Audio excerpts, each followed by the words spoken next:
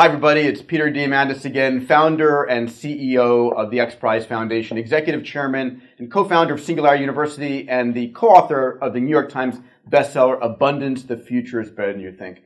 And we're here for our training video number 2, but first, for those of you who joined me in video number 1 and posted comments on the Facebook page and down below, thank you so much. I hope you found the answers I provided useful to you. And it's my personal joy to really try and answer those as much as possible. Here in video number 2, we're going to be covering the topic of how to be fearless and create abundance in your life. And isn't that what we all want? You know, when I stop and I think about the dream that we're looking to create, the dream that I know is possible for yourself because it's something I've achieved and something that those who I work with and live with every day are living. There are 3 components, and the first one here is living a life without fear. And it's not being, complete without fear, but with fear of the right things. Because literally, what is the impact of fear in your life? Now, if you are living a life full of fear, concerned about what's going on in the world, concerned that the world is, literally going to hell in a handbasket, you're not going to invest. You're going to make the wrong investments. I remember back in 2008, all these these TV commercials and newspaper commercials were coming on that, the world is literally coming to a financial end, and we are, you're going to have the U.S. falling apart. I mean, these commercials were driving me to go and buy gold and silver, and I fell prey to that as well, as many other people did. And I took my money out of high-performing stocks and stuck it into areas that I probably shouldn't have because I was allowing fear to rule my life in every aspect. Now, fear can paralyze. Fear can destroy. What you need to understand is what is really going on in the world. So we're going to be sharing with you how to live a life with far less fear. The second subject is how to create abundance in your life. Now, when I think about a life of abundance, I'm thinking about mindset, how scarcity is no longer the way that we need to live. So think about this. On one end, most people think we live in a zero-sum world. What does that mean? For you to succeed, I need to lose. Literally, someone has and someone has not. But the fact of the matter is, the abundance mindset shows us that's not the case. That it's no longer zero-sum, that technologies are coming online, that when they liberate something, there's more and more for everyone. That the more successful I am, the more successful you can be as well. And that's really what's going on. And we'll talk about that in greater detail. The world of depletion versus the world of ingenuity. The scarcity mindset tells us that we're depleting the resources on this planet. That we don't have enough energy, water, food, all of these things. But the fact of the matter is, the ingenuity mindset tells us that the most precious thing on this planet is the ingenious human mind. You see, we have extraordinary things going on. My friend Craig Venter, one of the most brilliant biologists on the planet, has just figured out how to increase photosynthesis 300%. Imagine plants being able to be 3 times more efficient in creating food. How many people can we feed that way? We're not depleting the energy of this planet. We are creating new forms of energy in the form of solar. People talk about water wars and water scarcity. Ladies and gentlemen, we live on a water planet. 2/3 of our planet is covered with water. And so how we're able to extract the fresh water from the Pacific, which, by the way, just, literally half a mile from where I'm standing, is one of the biggest bodies of water ever. And there are technologies coming online today that are going to transform how we gain access to all of that water and literally provide everyone on this planet drinking water that's clean and available.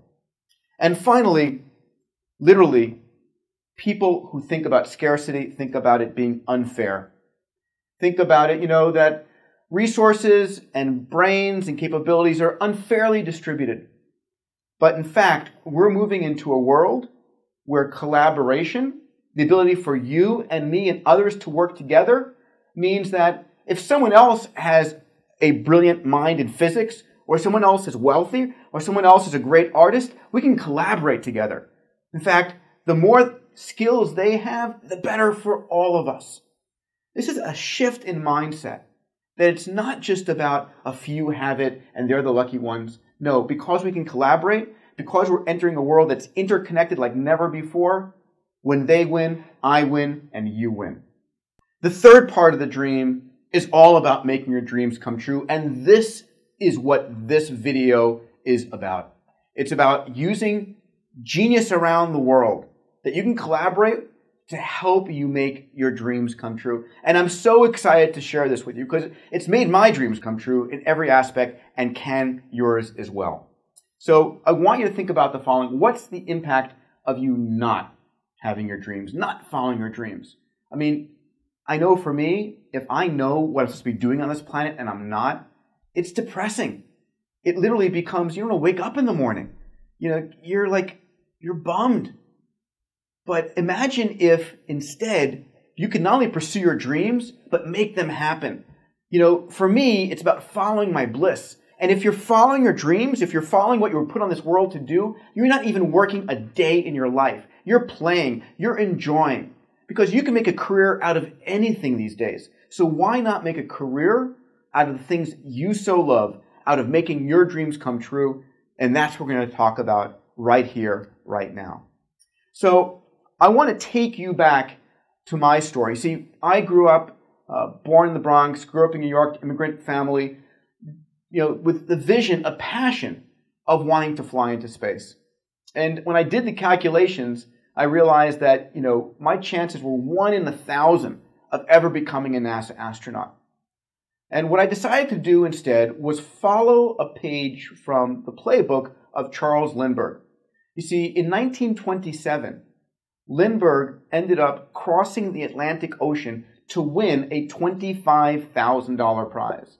There was this guy, Raymond Orteig, also an immigrant. He came from the Pyrenees Mountains in France over to the U.S., loved the idea of aviation. The year is 1919, and Orteig offers up a $25,000 prize for the first person to fly between New York and Paris, or Paris and New York. And that $25,000 prize sparked $400,000, 16 times the prize money, being spent by 9 different teams to try and win his money.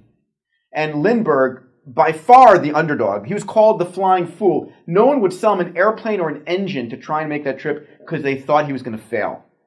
And so when he made this trip across the Atlantic, it was transformative. Literally, the number of people buying tickets in the U.S. went from 6,000 to 180,000, a 30-fold increase. And I got the idea that, wow, if I can create a prize and offer it out to the public to build a spaceship that could help fulfill my dreams, help me have the joy of going and doing what I've always wanted to do, why not? And I had no idea who would be the person who could build that spaceship. But in this collaborative world that I'm speaking to you about, I don't need to know. What I need to be able to do is set a clear goal with the right incentive and then let human nature do the rest. So the clear goal was people had to build a 3-person spaceship, fly up 100 kilometers, land, and within 2 weeks make the trip again. Literally, we were asking people to do a suborbital flight, go up into space, and then come back down and go above 100 kilometers. That's 62 miles. And when they made this trip, if they could land and do it again, then they would win the $10 million prize. So this is me. It's 1996, May, under the arch in St. Louis. I went there because really that's where Lindbergh got his support.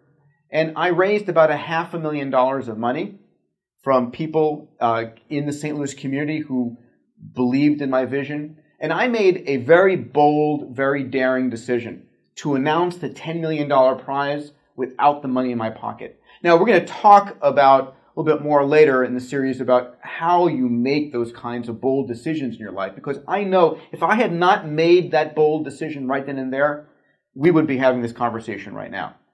I announced this competition, and set out on a 6-year journey ultimately to raise the $10 million to incentivize teams around the world. Ultimately, a family called the Ansari family put up the $10 million. They're great friends of mine now and really have transformed their world as well. And that $10 million Ansari X Prize drove 26 teams from 7 countries around the world who cumulatively spent $100 million to win this $10 million prize. Now, the beautiful thing about this kind of model of asking the smartest people in the world to help you solve your challenge, again, my challenge was, how do I get myself into space? Your challenge can be, how do you get your product to sell more? How do you get a widget designed that you need? It can be as simple or as complex as you want. I took one of the harder journeys, if you would, going out after a space flight. I mean, how crazy was that? And people told me I was crazy, by the way. But literally, look at this. Every possible design was being experimented with. And I didn't pay any of the losers. I only paid the winner. And I paid them with the Ansari's money after they pulled it off. Well, here was the winning vehicle. It's a blurry image because it's literally 100 kilometers up. This is Spaceship One, flying from 60,000 feet up to 328,000 feet, 100 kilometers, being powered by laughing gas, nitrous oxide, and polybutadiene tire rubber was the fuel that this vehicle used to fly.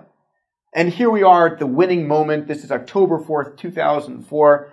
Here's Anusha and Amir Ansari, next to them myself. Next to me is Paul Allen, one of the co-founders of Microsoft, who funded this guy, Burt Rutan, to build Spaceship One. Brian Binney, he was our Lindbergh. He was the pilot who flew the winning flight. And next to Brian Binney is Richard Branson, who the week before this is won, comes in and buys the rights to license the technology from Spaceship One to create Virgin Galactic. And if you haven't heard of Virgin Galactic, it's now a place that you can go and buy a ticket to space. I've got my ticket to space, and I'm going to be flying on this vehicle, and I can't wait. For me, it was the fulfillment of my childhood dream since the age of 9, to see these private spaceships go. And it's the realization that with passion, determination, a clear goal, and the right incentives, you can literally get the world to collaborate to help you solve your problems. So we had $120 million worth of publicity around the Ansari X Prize. We made literally the cover of Google. Check this out, right? Google changed their logo to have Spaceship One flying over the logo. Hooked up to our website, almost took down our servers. It's so much traffic coming at us. It was crazy. And now, what I love is the winning vehicle, Spaceship One, is hanging in the Smithsonian Air and Space Museum, the most visited museum on the planet, right above the Apollo 11 capsule and next to the Spirit of St. Louis airplane that inspired me to do this competition in the first place. I mean, what a home run that was, and exhausting, an overnight success after 10 years of hard work. But I'll tell you, it was for me a joy, just a huge amount of fun. So I want to talk about 3 case studies. I want to talk about case studies of people who have used the crowd collaboration to solve their problems. For me, it was spaceships. For others, it's other things. Now, I'll give you, before I dive into these 3 collaboration studies, I want to give you an example that you're probably very well aware of. All of us, since our childhood, have used encyclopedias of one type or another. Now, the Encyclopedia Britannica, of course, has been the mainstay since 1768. It's 240 some odd years old. How crazy is that? 65,000 articles in this encyclopedia, 129 pounds of paper. I mean, think about the old days of 32 volumes of 129 pounds. Crazy. You couldn't put that in the backpack without having an army to help you carry it. And so what happens is that Microsoft says, hey, we're going to digitize this. And Microsoft, a $230+ billion company, sets out in 1993 to create the Encyclopedia Encarta. They were going to digitize this on DVDs and CD-ROMs, and they spent 1993 through 2008, 15 years working on this. They got 62,000 articles. Not bad. Now, I want you to imagine that you're an investor, and you're being told, hey, listen, I want you to invest in knowledge. So you can invest in Britannica because they're going to go digital, or you can, invest in Microsoft because they've been an extraordinary company, or you can invest in this guy called Jimmy Wales, who in 2001 has the bright idea of, instead of like hiring a whole range of people to write the articles, I'm going to crowdsource this. I'm going to ask people around the world to help me create my encyclopedia. And that's exactly what Jimmy Wales did. He decided to go out to the world and say, hey, world, I want you to write an article about something you're passionate about, and I want you to edit other articles if you see something wrong. And together, we can create an amazing encyclopedia. Now, I guarantee you, well, at least I'll guarantee for me, I would have probably bet on Microsoft. I probably would not have bet on Jimmy Wales. But the fact of the matter is, they have now closed down production. After 244 years, the Encyclopedia Britannica is no longer being printed. A lot of trees being saved here. This product, they shut it down. They shut it down in August of 2008. And now Jimmy Wales and Wikipedia, heck, it's the 5th most viewed internet site in the world. 4.1 million articles compared to 62,000. How incredible is that? So this is what happens when you can channel the passion and interests of brilliant people around the planet to help you solve your problem. For Jimmy, he wanted to create the world's best encyclopedia, and he did. So let me share with you 3 case studies from 3 people who I know and I consider very good friends. The first is called the Goldcorp data mining. So I'm going to start with a little quote. Bill Joy, who is a co-founder of Sun Microsystems, he's at Kleiner Perkins, one of the top venture capital funds on the planet located in Silicon Valley. He has a very famous quote that says, no matter who you are, most of the smartest people work for someone else. Now, just think about that a second. That means if you're Tim Cook at Apple, most of the smartest people work for someone else, and 7 billion people on this planet, or if you're Larry Page at Google, and it's so true. Because we're so interconnected on the planet, I may have, 40,000 really smart people, but that's 40,000 out of billions. So no one knows this story better than my good friend Rob McEwen. Rob is a benefactor, a Vision Circle member of the X Prize Foundation. He's on my board of trustees. He's an amazing man. And get this, in 1989, Rob buys a gold mine. Now, I don't know about you or me, but the idea of buying a gold mine. So this is up in Canada, in northern Ontario, and he buys a gold mine. And, he spent 9 years gathering information, geological data, digging and drilling and gathering data to try and figure out how much gold was in his mines. Because he wanted to build a processing facility. And before he could decide how big a facility he needed, he had to figure out how much gold was in his mines. And he asked his geologists, all the smartest scientists and engineers he had hired to help him figure it out. And guess what? They had no idea. They gave him a really bad answer for wanting to keep their jobs. They said, we have no idea how much gold are in the mines. So he did something that is considered crazy.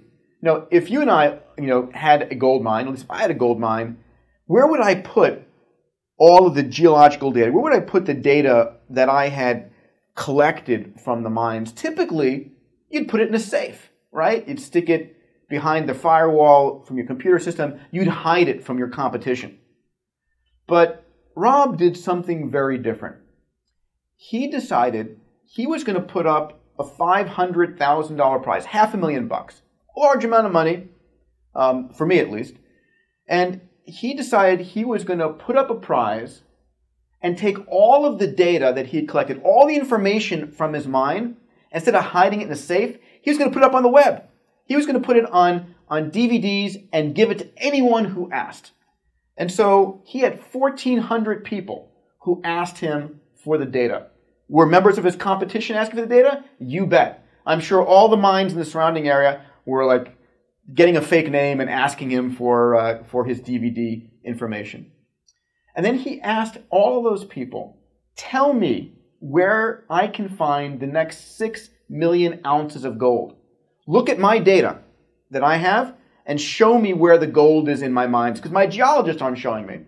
He had 125 entries. 125 teams basically said, we looked at the data, and this is where we think you've got 6 million ounces of gold. Well, 3 teams won. 3 teams won and showed him where to find 6 million ounces of gold. And here was the kicker. None of those teams ever visited his mine in Northern Ontario. 2 were from New Zealand, and 1 was from Russia. And what they did was they just looked at his data in a different way. You see, his geologists had only one way to look at it. But when he put it out to the world and asked everyone, hey, where would you find it? There were enough smart people on the planet that he didn't have to pay $1 to that actually found his answers. And $1 million, $500,000 for the prize, and he probably spent $500,000 running this competition. That $1 million drove $3 billion, with a B, $3 billion of value return. Now that's insane. So I want you to think about that because, here the analogy is somewhere in your business, in the things that you love, there's all this data. And in that data, there is gold. There's information to help you sell your products better, to help you answer your problems, to help you, do your research, whatever it is that you do. Can you get to the smartest people around the world to help you find the $3 billion of gold in the data that you have? So let's go to the next one. This success story is the idea of getting the crowd to help you design the products you want. It's called a do-it-yourself or a DIY community. And what I'm going to do is tell the story of a good friend, Chris Anderson. See, here's Chris. And Chris, for the last decade plus, was the editor of Wired magazine. He's a writer, an author. He's not an engineer and a scientist. And it turns out that one day he has a number of kids. He considers himself a geek dad. He was out playing with his kids with a Lego Mindstorm. These little boxes where you've got you put the Lego pieces together and you can program it to walk and do things. And after a few hours, his kids were bored. They said, "Dad, where's the lasers? Where's the photon torpedoes?" And they basically sort of stopped playing with the Lego Mindstorm. And then he also had a remote control airplane he brought home that weekend. And he built the airplane with his kids. And I know this has happened to me. I don't know if it's happened to you, but took it out in the backyard, launched it, started flying it, and it hit like the only tree in the open field. So literally no Lego Mindstorm, no remote control airplane, and that was his geek dad weekend. But he started tinkering and said, I wonder if I can get the remote control, if I can get the guidance systems, the electronics in the Lego Mindstorm to control the airplane automatically so it never flies into a tree again. Can I make it an autonomous, an airplane that can fly itself? And he didn't know how to do that. He didn't have the expertise on how to do that. But what he decided to do was to ask the crowd, to see if the crowd would help him create this vision of an autonomous drone. And so he went and actually created a website, created a blog. Now, it's something that most all of us can do or know someone that we can do it with. Not asking you to design rocket science here, but it's, to create a blog and create a community of people. And he went out and he started emailing and saying, hey, who would like to create an autonomous drone with me? Who would like to create a self-flying vehicle? And slowly, step by step by step, he found thousands, literally thousands of people who wanted to create a community that they called DIY drones, do-it-yourself drones. And this community ultimately had built to 17,000 people. I mean, could you imagine there were 17,000 people who wanted to build autonomous drones? So think about what you want to do and whether you think it's more popular than building drones, because it probably is. And you could probably find thousands of people who want to help you do your mission. And it's probably their mission as well. If you can find them together, you can do extraordinary things. So what happened? This community of 17,000 people said, hey, let's pick a target together. Let's pick a goal that we can go after. And so they decided to research what was the cheapest Defense Department drone. It's called the Raven. It's made by a company not far from here called AeroVironment. I knew the founder, brilliant man. And this is a drone that will all in cost about $350,000. And it flies for a certain amount of time. It can take photos and is autonomous and does all of those attributes. And they set as a goal, they said, hey, let's set a goal of building an equivalent version of this, not for $350,000, but for like $350, literally 1,000th of the cost. And it won't meet 100% of the goals, but 80%. It will fly 80% as long, be 80% as, capable.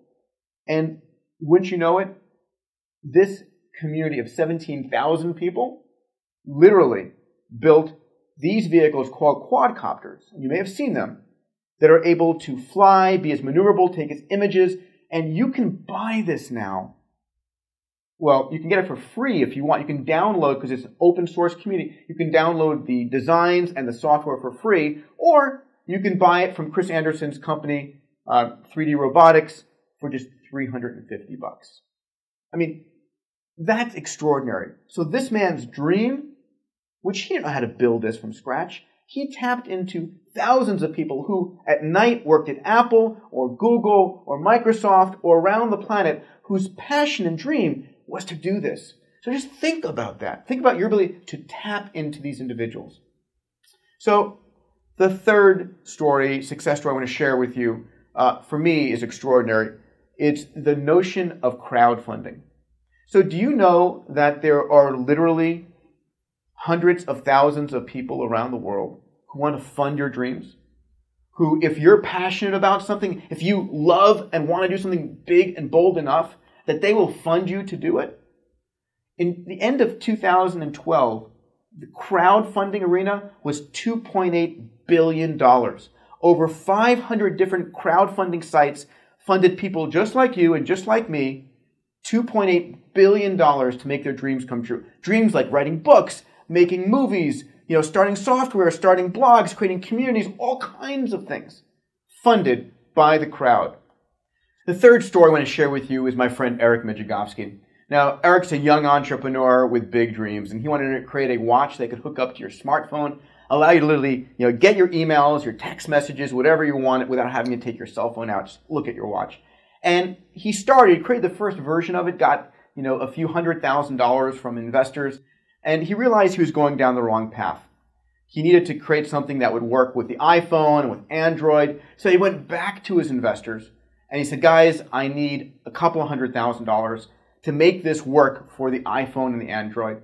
And unfortunately, they said no. Now, here's Eric. He literally has a product that he knows is a great product, but he goes to investor after investor after investor, asking them for funds. And they say no, no, no. And he realizes he's got 2 months of life left. Literally, in 60 days, he's got to go get a job. And his dream of creating his ideal watch is over. He learns about something called crowdfunding. In particular, a site you may have heard about called Kickstarter. And Kickstarter is a site where thousands, tens of thousands, hundreds of thousands of people come and they browse for projects. They look for cool things to back. They look for people who are passionate about something. Creating a movie, writing a play, creating a book, creating a watch, whatever it might be. Whatever you're interested in. And on this site, Eric put up his goal and he said, listen, if you fund me $100, I'll give you one of these watches. If you fund me $500, I'll give you 5 watches. I'll give you a distributorship. I'll give you all of these things. Now, he was looking for $200,000 because $200,000 was enough money for him to literally jumpstart his company to the next level and get going. He launched his Kickstarter campaign at 7 a.m. in the morning, and literally by 9 a.m., not only had he raised $200,000, he was on his way by noon to $1 million. And get this, at the end of his campaign, this guy who would not be funded $200,000 by these venture capitalists, he got $10,266,846 from 68,000 people. 68,000 people he had never met who decided to back him. This is the power of crowdfunding. Now, I'm not saying that you're going to get $10 million from 68,000 people, but project after project after project on companies like Indiegogo and Kickstarter and Rocket Hub and many of the other crowdfunding sites are being funded by people who've got a few extra dollars in their pocket and want to fund someone to fulfill their dreams. So if you think that money is holding you up, if you think that the crowd's not out there to support you, think again. Allow me to summarize. We've just seen actually 4 case studies. Jimmy Wales at Wikipedia, Rob McEwen with Goldcorp, Chris Anderson with DIY Drones, and Eric Mijikovsky with Pebble Watch. Now, what unites these people is really an exponential and abundance thinking. When you think about, did Jimmy Wales really believe that he could tap into that many people around the world? He did. And in fact, he made it happen. And why would Rob McEwen take all of his data that's so precious and put it out there for everyone to see? He had an abundance mindset that there's, I'm going to take that which is scarce, this data, and make it available. And I believe that there are enough brilliant people out there that can help me solve my problem. He had seen crowd funding and he had seen, the crowd literally solve problems for other people, and he wanted to try it himself. And I urge you to do the same. Chris Anderson, literally, could he believe that he could get 17,000 people to help him create, the future DIY drone site that would make his dreams come true? And then ultimately, Eric, last chance, out of money, his dream's about to be dashed, going out on crowdfunding. Amazing how these individuals literally are able to use an abundance and exponential mindset to take their dreams and solve their biggest problems. Now, I know that all of us have, a belief that, hey, it worked for them, it's not going to work for me. Let's talk about some of the myths out there that I'd love to help you disrupt. Now, the first myth is, that's great for them, it's not for me. But the fact of the matter is, it is for you. It is for all of us. How can I put this bluntly? It's about being bold. It's about taking that first step, because without taking that first step, you're stuck. If you believe you can't, then you're right. But if you believe you can, then you will. Because there is every sense out there, every element of this world of exponential technologies and abundance thinking that's there to support you. It's really about being connected to your passion and your bold dreams. And people love to back people who've got that passion. If you are clear about what you want to do in the world, if you can communicate that to your friends and your family, that is worth gold. And they will back you. They will support you. And you can find other people. Now, at the end of the day, you don't have to be the person who creates that community. You can also be someone who finds an existing community and joins it and is part of that joy, part of that, part of that solution set. Another myth out there is that, hey, I don't have the money. I can't possibly do that. I don't have, a $10 million prize or a $500,000 prize. Well, let me tell you, I didn't have $10 million either when I started the Ansari X Prize.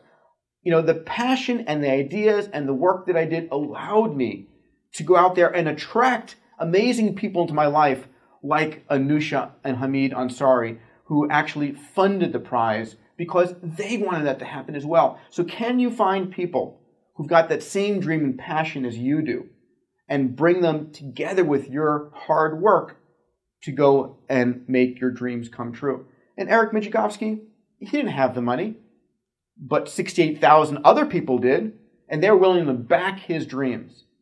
So, having money is no longer the problem. In fact, sometimes having too much money is much more of a problem because you become lazy. You take wrong moves. And in fact, another friend of mine, one of the faculty members at Singularity University, Eric Ries, talks about the concept of the lean startup. And in Silicon Valley, being able to do things quickly with the minimal amount of money is really how breakthroughs happen. And finally, let's talk about the notion that people think they have to be a tech genius to make this stuff work. Well, again, not true. You don't need to be a tech genius to do this stuff. And in fact, if you don't even want to touch the technology, you can find other people to collaborate with.